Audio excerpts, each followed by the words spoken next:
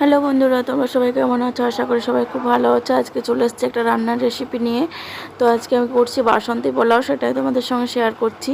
দেখতেই পাচ্ছ, এদিকে আমি চাল রেডি করে নিয়েছি। চালের মধ্যে কাজু, কিশমিশ, একটু লঙ্কা গুঁড়ো আর লবণ সব কিছু মাখিয়ে নিয়েছি। মাখিয়ে নিয়ে এদিকে সাদা তেলে ঘি দেবো। ঘি মিশিয়ে গরম করতে দিয়েছি। এর মধ্যে দিচ্ছি তেজপাতা, গোটা গরম মশলা থেতো করে। এবার আমি মাখানো চালটা এর মধ্যে দিয়ে ভাজবো ভালো করে। আর ওদিকে জল গরম বসিয়েছি, তোমরা দেখতে পেলে। জলের মধ্যে আমি ফুড কালার দিয়েছি, একটু গরম মশলা, তেজপাতা দিয়েছি, একটু ঘি দিয়েছি, আর চিনি, যতটা পরিমাণ চিনি লাগবে পোলাওয়ে সে চিনিটা দিয়েছি। দিয়ে ওদিকে আমি জলটা গরম বসিয়েছি, আর এদিকে আমি চালটা আবার ভাজতে থাকবো। অনেকে অনেক রকমভাবে পোলাও বানাও, কিন্তু আমি যেরকমভাবে বানাই সেটাই তোমাদের সঙ্গে শেয়ার করলাম।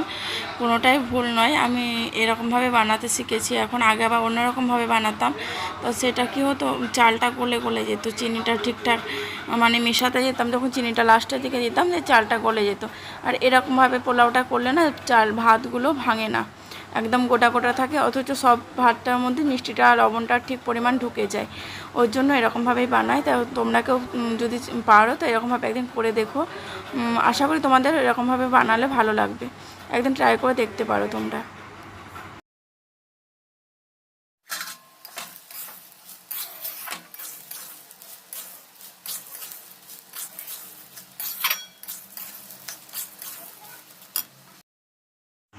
আর বন্ধুরা, মেন জিনিস হচ্ছে চালের ডবল জল লাগবে। চাল যদি থাকে 500 তাহলে 1 লিটার জল লাগবে। চাল যদি থাকে 1 কেজি তাহলে 2 লিটার বোতল, 1 বোতল মানে 2 কেজি জল লাগবে।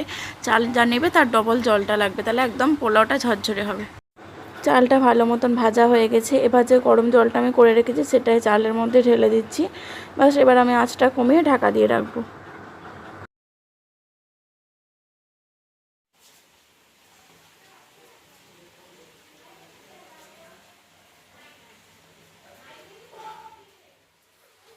বন্ধুরা, দেখতেই পাচ্ছ আমার পোলাও রেডি। দেখো, জলটাও পুরো টেনে গেছে আর পোলাওটাও বেশ ঝরঝরে হয়েছে।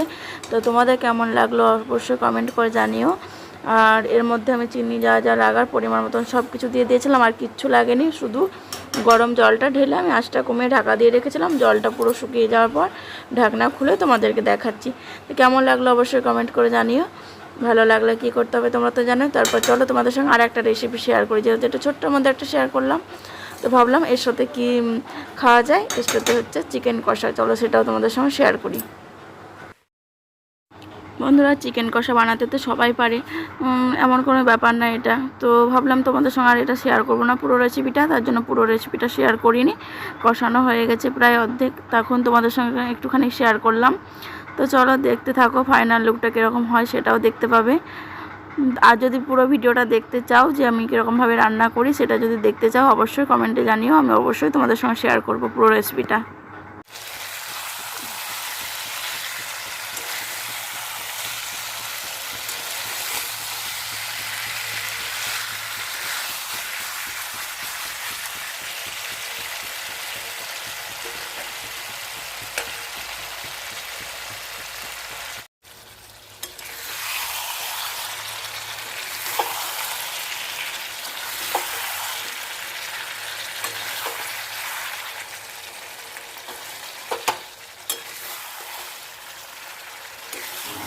তো বন্ধুরা, আজকের রেসিপিটা তোমাদের কেমন লাগলো অবশ্যই কমেন্ট করে জানিও। ভালো লাগলে একটা লাইক করে দিও।